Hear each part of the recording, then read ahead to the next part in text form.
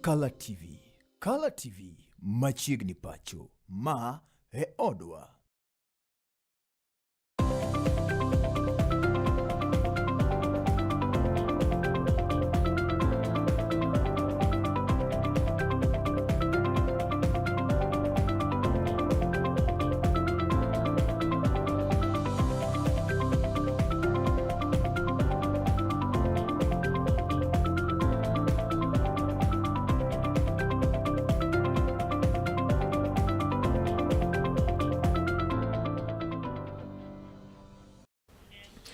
Oyimore kamoro maintiere janeno mar Kalatvlive midhiambo mar chieng' tich ang'wen tarik 16 dwe mar ang'wen higa 2020 to kod auchiel machiegni weche manyien e kidieny ndi mar Machiegni Pacho nyinga Joash Odhiambo Mitula ka jaloko maro en nyadendi Bella Achieng' ka weche gieki bende nyalo luwo achiel kachiel kokalo e mbui magwa mag tudruok manindo Kalatvlive live e Facebook X @Kalatvlive kaachiel bende kod YouTube Kalatvlive Kenya. Wachako kamoro ni duond buch siasa mar ODM ka okalo kuom kuku mare koro chiwo lere wi moko kuom achiedh nade mag yango ni gisebedo ka gikalo e kendo chiwo lera e ote mabende osome logi koda jagoro e yor nendo mar Kojolo mabende en jachung' mar Wechemaqnyien e kaunti nogo ma Busia Mikai Catherine Omanyo oyango kanyendo ni ODM koro gisani dhi chako chenro mar tego duond buch siasa nendo e pacho kainde mangima to moloyo kuonde ma gintiere koda mbi bende oyango ni welo kata nominations gin mago magidhi timo e yor nendo moyangore kendo onge dewa ng'ato ang'ata ka bende gijiwo mar mondo mi chiwnegi luor ka giwacho ni moko kuom jotelo mag UDA osebedo ka koro soko gi kendo wacho weche moko ma ok ni kare. At the end of the deliberations, the Central Committee made the following resolutions. 1. That we embark on a vigorous and rigorous exercise to popularize and strengthen our party in all parts of the country and particularly in our strongholds. We have no choice but to make bigger our identity, which remains in the hearts of majority of Kenyans.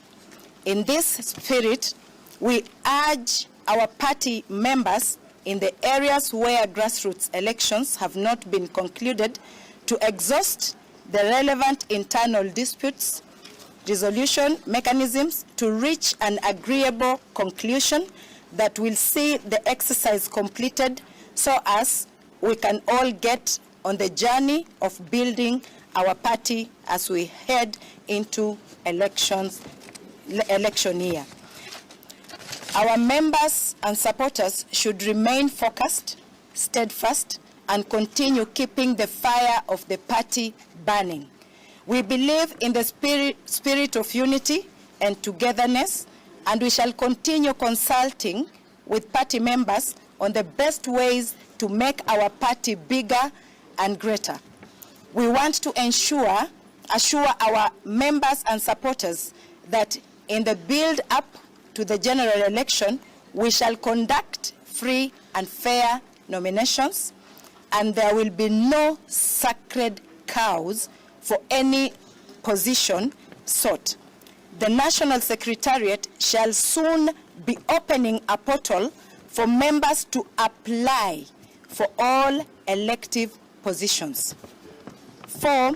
Our relationship with our broad-based partners, UDA, the Central Committee noted with concern. UDA Party.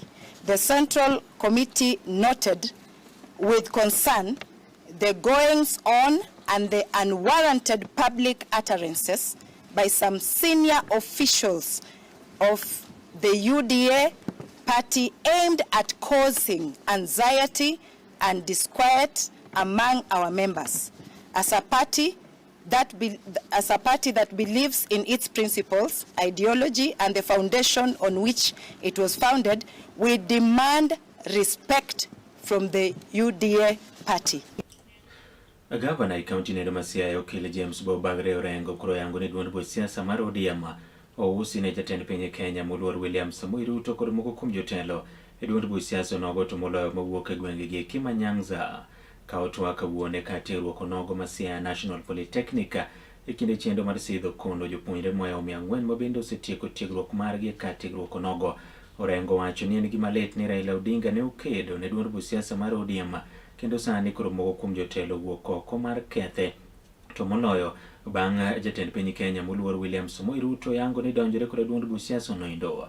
Ewi mano singo mar biro neno ni ng'any mar Raila Odinga obedo kare ka ojiwo rowere mar mondo mi okaw ombulu kendo ne ni gibiro gi loko loch ma pacho kaendi gi sani kaluwore kod ni ngima medo idho malo nikech nengo modhi bende koro chako medo omiyo higa manyien gigo loko jatend piny Kenya William Samoei Ruto e telo. James Orengo, I like speaking the truth all the time. I want to speak the truth all the time. I am prepared to take the consequences. I am prepared to take the consequences. Raila Amolo Odinga, Baba Raila Amolo Odinga, built a party, a big party, a national party called ODM. To Okaluor Mamaji, na nasema isikike, kuna wenzetu na wengi ni watu kutoka Nyanza wameuza chama cha Raila Amolo Odinga. And you as young people, Raila built this party for you. But some people in our party have sold that party to President Ruto.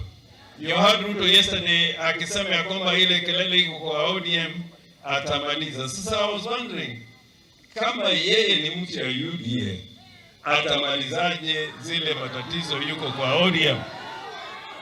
Haiwezekani. Haiwezekani. Kenya belongs to you. Kenya belongs to you. And I'm talking more particularly to the young people, the Gen Zs. You are the future of this country. And let nobody cheat you in the next dispensation, and more importantly, the elections that are coming in the year 2027.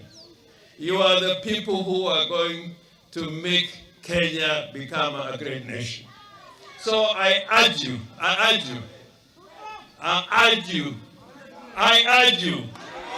Mukotari, and I ask you in Luo again, Utegno. I want to urge you, don't let this country go down to the drains. Because you may have all these capacities, but if the nation is not properly run, all your skills will go to waste. Now we got a very depressing economic situation because the price of fuel has gone up. It affects everybody. Every shilling in your pocket from yesterday has lost its value. Its capacity to give you goods and services has been compromised because of bad leadership. So you, and not us, is you who have a greater responsibility. Kama chile ni kinde ni ndimo oganda jo Kenya pod medo yuago kanyendo noko mano mar modhi pacho kaende ka achiel koda nengo nende mobendo idho malo jotelo e duond siasa mar UDA ka otenle gi koda jagoro margi Hassan Omar Sarai koro wuok oko kendo kwedo malich mokalo kweth makwedo piny owacho mag yango ni koro gi kende ni tiyo koda thuolo makamano mar mondo mi odwaro chenro mopogore opogore gi yango ni jatend piny Kenya moluor William Samoei Ruto oseketo kenge mar neno ni nengo modhi obedo kare kendo gina ogikelo lweny mantiere kind piny Iran koda piny endo mar Amerika kanyakla koda piny endo mar Israel. Kuom mano endo kaka jotend UDA ogibiyie mar mondo mi koro ti koda thuolo nendo e rakruok kodgi. You know, hii nchi si mtu mmoja. We are getting concerned that one person will wake up every morning, pick on a subject matter, malign one person after another, and think he can get away because there's a community or some people he appeals to that he will ask to the streets. He's asking for mass action of an international fuel crisis. If Rigiji was sincere, the same way once upon a time he called on Trump to arrest certain people from Kenya, Rigiji should be calling for mass action against Trump and the war criminal Netanyahu. Those are the people who created this crisis, not William Ruto, not the people of Kenya, not trying to put young men to the streets to come and loot and destroy property. Those are the people you should be calling for mass action for. Lakini wajua ukiwa maumau bandia, hii ndio kazi unafanya. Vitisho vya urongo na kutisha wale ambao unafikiria hawezi kufanya kitu. Finally, I wish to take this opportunity to commend the government for taking progressive steps to navigate the prevailing challenges and cushion consumers from the adverse effects of the international oil price shocks. And this I want to assure the people of Kenya. I think the government is extremely compassionate. It appreciates the crisis that we have been driven to by the illegal war in the Middle East. And I am sure that all reasonable measures will be taken, even as we progress to readjust the interventions.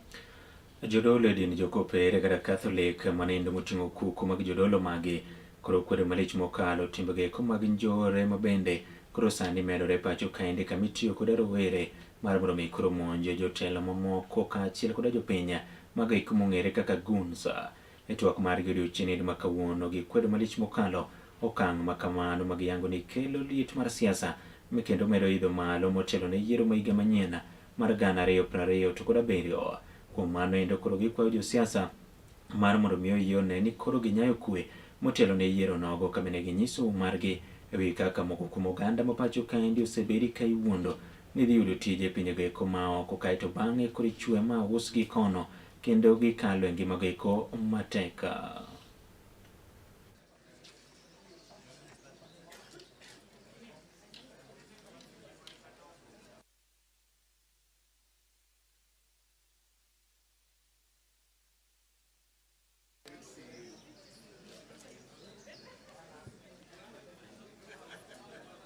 We particularly are appalled by the patronage system and culture that does not respect human life, that is promoting goonism and recruiting of youth into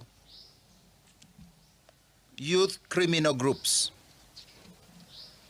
The proliferation of the culture of goons used to intimidate, bring disruptions in meetings, and even kill, can only thrive if it is sponsored and protected by powerful individuals. These goons work for their paymasters, who can easily be identified by our criminal investigation. We as the church, we never singled out any specific individual in this particular matter. I think we explained very clearly that people who have leadership need restraint in the way they speak to the public, in public forums, whether it is from the opposition or those in government. Unless, of course, it's a case of a guilty conscience accusing itself. For us, we spoke openly about the importance of anybody in a position of leadership measuring their words when they're speaking to the public to make sure that they respect the citizens. Jalup jatend piny Kenya ngire Abraham Kithure Kindiki odok ne piny owacho e kinde niendi mabende koro gimedo yudo seyo kaluwore koda idho malo mar nengo modhi mabende ne otem duoki to kata kamano oganda pod medo ywagore yo ka otwa kadho wadhana mchumbe yango ne piny owacho margi otemo kendo duoko kanyendo VAT kawuok ata malo 16 nyaka ata malo maromo kanyendo 8 kuom thuolo mar dweche 3 mabiro ka oyango ni mago okenge ma jatend piny oketo mar mondo mi koro ngima otemie bedo mayota ne jopiny ka oseyo kweth makwedo piny owacho ma oyango ni koro dwa tiyo koda thuolo nende bago ng'anyo kaachiel koda rocho chendo mamoko. Osire koda jakom e duolo nogo mochung' na piny e Pacho kaendi Mikai Aisha Jumwa moyango ni kaka oganda makono gisiro jatend piny kod jalupne nyaka yiero ma higa manyien. Na sisi watu wa pwani, ndugu zangu, nataka niwaambie hivi, tusiteme bigiji sisi kwa karanga za kuonjeshwa. Hawa ndio watu wetu hawa, na watu hata wakija muambie kabisa sisi we are good with the President William Ruto and his deputy Professor Kithure Kindiki. It is the war between the US and Iran and the Persian Gulf countries that has brought the escalation of prices Do not politicize the issue. It is as simple as that. Jambo la pili ni hatua gani tumechukua kama serikali kudhibiti ile bei ya mafuta. Nimesema suluhisho sio maneno ya uchochezi, suluhisho sio maandamano, suluhisho ni hatua za serikali sasa hivi, hatua za muda na hatua ambazo ni za long term. Jopuonje sikunde ge mag sekondar mapiny kata junior secondary school sa koro medo sundo mar mondo mi gine ni gichung' kendgi ma ok ni kod telo negi kod jopuonj madongo e sikunde mag primary ma bende sikunde ma kamago pod oketigi e kinde niendi ka gitwak kod jofwambo giyango ni koro paro manindo mar chik mabiro neno ni gichung' kendgi pedhe od bura kendo jiwo jood buche duto mar mondo mi osir gi lwedo nono to jaod bura mabiro rem timo manindo gin bende ok gibidok yiero ma higa manyien mar 2027 bende giywak e wi okumba nindo mar thieth mar SHA ma giyango ni ok ti kendo chuno jopuonj mantiere kod tuoche machalo kaka kansa mar mondo mi koro dogi e chenro nindo mar choko omenda kata goyo arambe mar mondo mi giyud thieth e kinde ma jotendgi e duol mar TSC to giyango ni yudo thieth makare ginto gihinyore. Autonomy for the junior school teachers is a must, and we understand that in the next 3 weeks the sessional paper number 1 of 2025 will be tabled in the House of Parliament, and we want to call upon all the members of Parliament to heed to the call of the teachers, to listen to the voice of the teachers, and ensure that junior school gets autonomous administrative structures, so that we have better welfare for the teachers and so that we have better quality education for our children in this republic. Na tunataka tutoe hii ilani kwa wabunge sasa kinaganaga kwamba kila mbunge awajibike akiwa bungeni wakati the matter on the autonomy of the junior school is brought to the floor of the house. Na mbunge yoyote ambaye atakaidi sauti hii yetu kama walimu wa Kenya hii, sisi tutakutana na yeye kwa sababu tunajua kwamba uchaguzi upo mwaka ujao na sisi tuko na silaha zetu mikononi. SHA is killing teachers.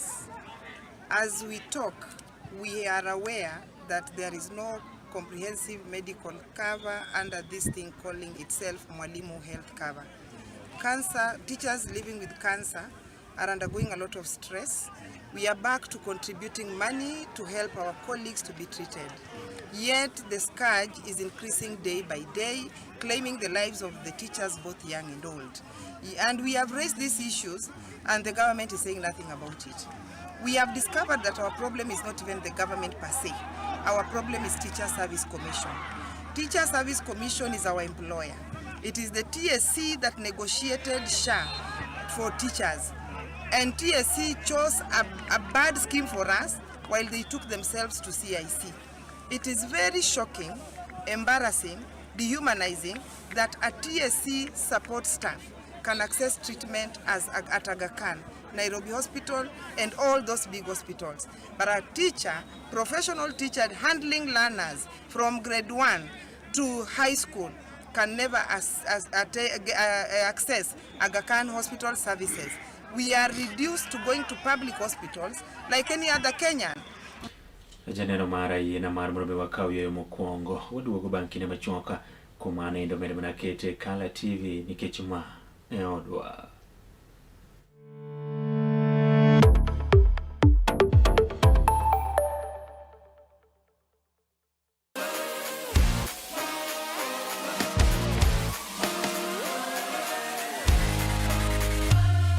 Komuch to wan kore duoko mag tuke mopogore opogore, jotugo motimogi, kuonde mag timogie, to gin tuke magi mabiro.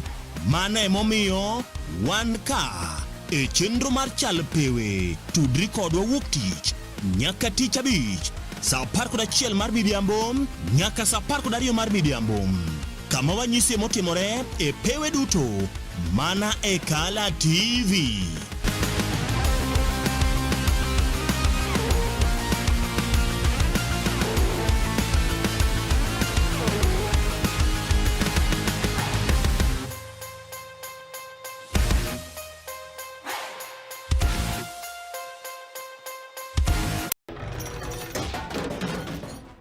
Kibedo kod odiochieng' marabora e sikunde ka iduogo pacho, yud thuolo mar kweyo pachi kendo bedo gi mor e chenro mar Bang School. Chenro mar Bang School chakore saa 10:30 mamidhiambo nyaka saa 11 mamidhiambo. Kama inene katun mamori, ipuonjori weche mathoth, ibedo kod mor gi nyiero motimo Cathedral. Kik bai, Bang School, chenro manigi mor lilo ne nyithindo duto. Kala TV, machiegni pacho ma e odwa.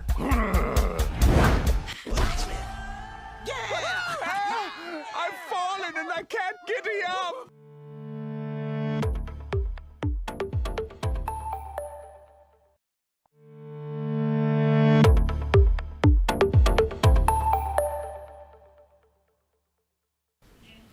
Machiegni kendo kawadhi e kaunti nendo ma Migori wado ni kinde marowere timo osiep kaachiel bende koda Kenya nitiere chike geko kata kido kaachiel koda timbe mag oganda Luo kod mago eko ma bende dogolo ka magieki duto jafwambo marwa e kaunti onogo Collins Gora leronwa. Koso ng'eyo kod rwenyo e kind oganda e sach osiep kaachiel kod Kenya pacho ka gin achiel kuom achiedhnade ma pod chando oganda mathoth e pacho ka iki. Kaluwore koda ka bura bade nong'adi e doho mamalo higa 2016, dohono nong'ado ni onge ketho moramora ma ponono ni bedo e Kenya koda ka watni moramora machiegni gino ma bende ok oluwore koda ka piny chike mag oganda joluo. Kata kamano e bura mar Kanyala ma bende ne obagi e gwenge mag Mariwa ahinya tek kar chung' bura ma Wendo, kweth mag jodongo gi koro to ne yango ni mano en ataro mar chike mag joluo e pacho ka iki mangima. E kinde romo makamano, Martin Ondong oyango ni romono en mar puonjo rawere yorego mag ng'eyo kido kaachiel kod timbe chike mag joluo kod mag tayogo chenro magi kotenore koda ka wechego mag keny. Kabisa en mondo wang'e ni mawadwa ma en nyaminwa ma en babawa. Nikech wasechope sa ma ka ji ok ong'ere tinyalo yudo ka ng'ato nyuomo kata nyare, but at the end of it ok obed gimoro malong'o. Omiyo kawuono wan gi romo maduong' St. Pauline Malunga e Awendo sub-county moriwo jokanyala duto kendo wagwelo nyaka jogo mwadak go mok ni jalego lilo mondo wanyis kitwa kod timbewa to kod hera ma wan go ta ahinya maduong' ni to ere kaka de wadongre e dongruok masani ma piny dwaro, obed mar somo, obed mar gedo kata tich, kendo luongo wetewa mondo obed e kanyakla achiel. Joseph Juma Olilo olero ni riwruogno en mano mar kelo oganda kanyakla kendo gisebedo ka gipuonjo rawere yorego mag ng'eyo chike kaachiel kod ratiro mag oganda kotenore koda ka chikego mag joluo e pacho ka iki mangima. Bende notiyo koda ka thuolo makamano mar jiwo raweregi mondo mi ginyal somo paro kaachiel kod rieko mag bedo kanyakla achiel ahinya to mondo mi ging'e wedegi maonge menruok ma ka kod kacha mosebedo ka neno e kind oganda. Wan kaka jomadongo ma wan gi nyithindo matindo bang'wa, wakwayogi ni ginewa kaka ranyisi. Gine gima watimoni, wamiyogi puonj makende, kendo nego gikawo puonjwano mondo gibed achiel, kendo ging'ene gino wete gi nyimine kaka nawacho motelo cha. Makwayo nyithindo matindo mondo som ma, mondo ng'e ni gin bende gidonje ma kata gibed gi margi machalo kama mamiyo nyandruok gi duodruok ok bedie kind oganda. Ma gin gidil gi gimiluongo ni giloko chama gitimo business. Young men gin gipuro to wan jomadongo wa venture ginene fees. Sani wan gi 3 dams mwakete fees in collaboration with the Migori County. Kala TV kowuok e kar chung' bura ma Wendo, kaunti ma Migori, nyinga Gor Colin. E kaunti nendo ma Siaya ne tende kaunti ma Siaya koro chano mar mondo mi okel kanyendo chanjo kata doses geko mag yedhe ma bende geng'o godo tuo nendo mar swao kaluwore koda guogi makecho e gwenge makono to moloyo sub kaunti nendo ma Bondo. Maendi oyangi odiochieng' ma kawuono e kinde machendo manendo mar neno ni orakruok koda tuo machalo kamano endo dhi nyime ka jochiw thieth kata jogo eko ma gin jolony e weche eko mag jamni oyango ni kaunti onogo nitiere koda guogi moloyo kanyinde 200,000. Kuom mano ijiwo jopiny mar mondo mi obed akicha ka jogo eko mabende nigi guogi onyisi mar mondo mi otergi e chanjo mondo mi koro duoko kanyendo kwan mag jogo mabende yudo hinyruok kaluwore koda kecho mag guogi. Mae biro tok moko kuom jopiny yudo achiedh nade mopogore opogore bang' guogi ikayogi. Called Dr. Clay Kamangoy. I'm the Bondo Sub-County Veterinary Officer. Rabies is one of the notifiable conditions and is one of the zoonotic diseases we have around. And I'm not afraid to say that recently we had a case of the two deaths, and we have collaborated with the relevant departments to see on the way by which we can do vaccination to the dogs.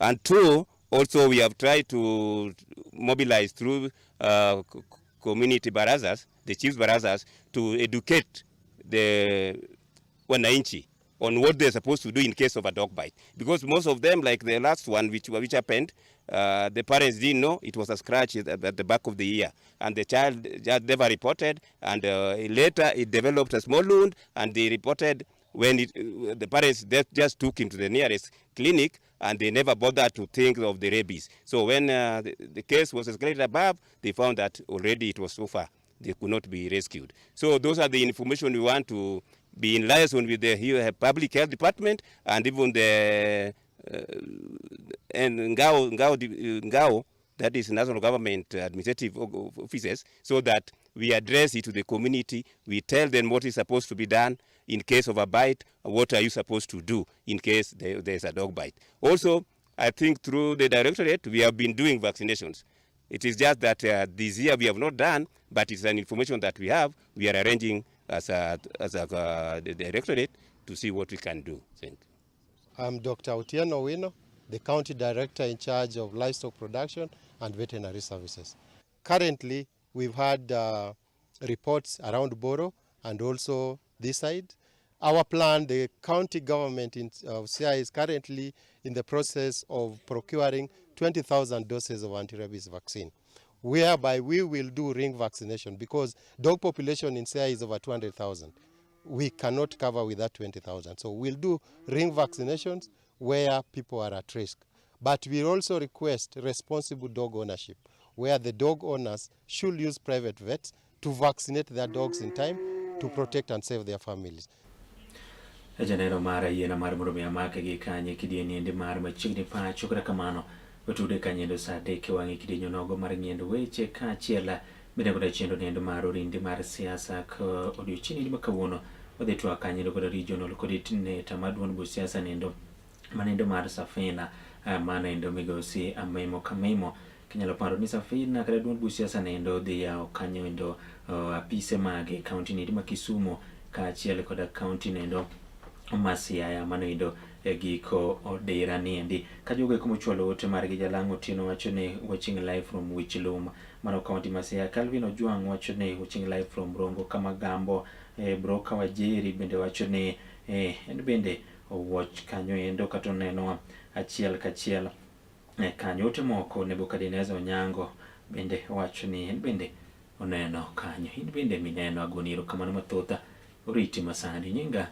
Joash Odhiambo Mitola ka jaloko marwa en nyadendi Bella Achieng' bedo kod odhiambo mokue.